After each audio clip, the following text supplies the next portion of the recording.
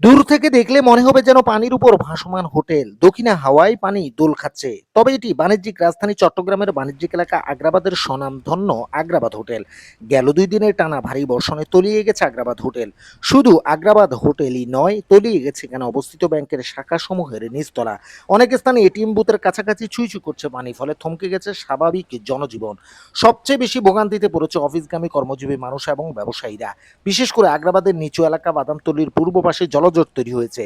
সরজমিনে গিয়ে দেখা যায় সন্ধ্যার পরে কোথাও কোথাও হাঁটু পানি বা এর চেয়েও বেশি পানি উঠেছে। ফলে পানিতে ভিজে গন্তব্যে পৌঁছাতে হচ্ছে সবাইকে। অনেককে আবার রিক্সা সিএনজি না পেয়ে ঘন্টার পর ঘন্টা দাঁড়িয়ে থাকতেও দেখা গেছে। সিএনজি কার, মাইক্রোবাস ও পরিবহনগুলো পানির মধ্যেই চলাচল করছে।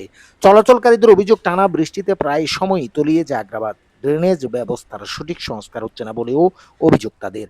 জলাবদ্ধতার এই স্থায়ী সমাধান কবে হবে? আগ্রাবাদবাসীর সেই প্রশ্ন এখন সবার মুখে। নিউজ ডেস্ক, আর